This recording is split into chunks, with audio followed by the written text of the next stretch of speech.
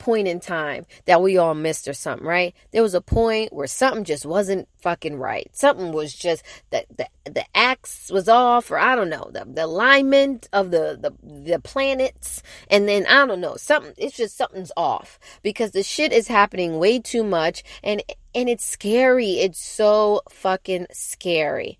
And it's tragic, and I hate, I understand where parents are coming from. It's sad that this is what we have to do in this day and age, but it's what we have to do.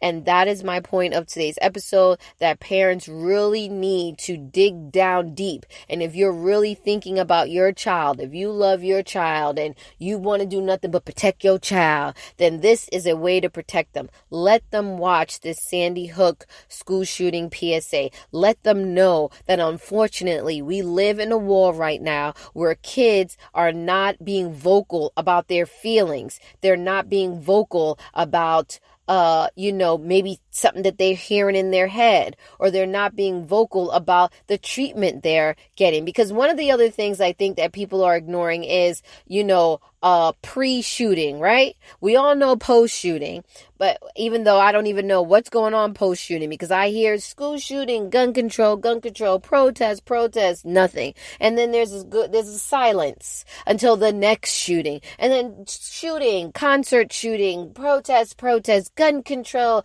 I hate Bob. I hate Tom. It's his fault. Okay, silence, right? But what happened to pre-shooting? Why aren't we looking at kids that we notice something's different? What about the kid sitting alone? What about the kid crying? What about the kid that gets home with a busted lip and they tell you 4 boys or 4 girls jumped them?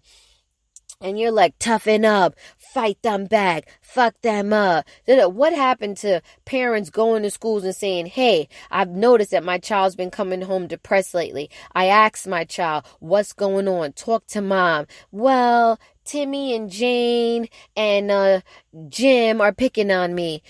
Timmy said my hair is nappy, or James said that my freckles are doo-doo, or so-and-so said my skin, or, my pants, or I'm poor, and all of the things that happen that go and build up. Why aren't we talking to our kids? And if your kid's the bully, okay? If somebody's accusing your child of being a bully, talk to your child. Find out why your child out here acting crazy. Because it's probably coming from home. Because they get bullied at home and now they want to feel in control and they bullying at school. Or if it has nothing to do with bullying and you notice your child tells you they hear voices. Or you notice your child tells you they dream about killing the animal pet. Or they're laying over you while you're sleeping in bed. I mean, this shit is serious. These are things that a lot of these shooters have done. They have hurt animals. They've talked about killing.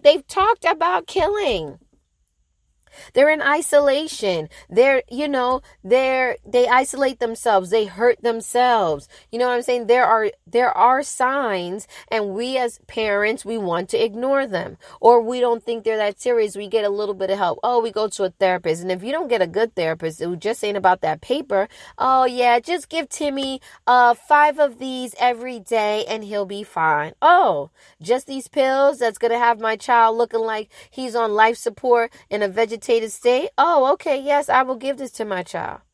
We have to take responsibility, and you have to take responsibility for your children. I mean, granted, Lanza was 20 years old, but if you read some of the stuff his father said, if you read his history, there was a lot going on with this young man. So much going on with this young man, and that people were just not paying attention. And he doesn't have to have violent tendencies. He doesn't have to hurt himself. He doesn't have to hurt animals. There are plenty of other signs that it's a possibility that he maybe you don't want to say school shooting, but he may hurt himself or at some point hurt someone else. There are signs. I don't have to go to school for this shit to know. I can see signs when I come across an asshole. Oh, there's a sign. Oh, you's an asshole. You know what I'm saying? So those are my thoughts on the Sandy Hook PSA. I want to thank you guys for tuning in to my episode today. I always appreciate people who listen and leave me comments and have been helping me on this podcast journey. And if you have any thoughts on today's episode, or you want to let me give me some new info, or just a parent, and maybe why you're against it, why you feel like this video is still inappropriate, let me know.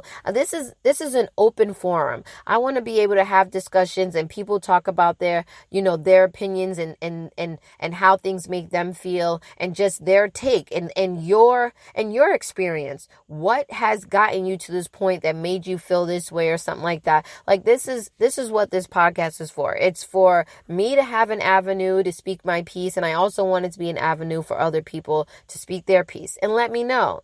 So once again, thank you for tuning in, and enjoy your night. And I hope you enjoyed today's episode.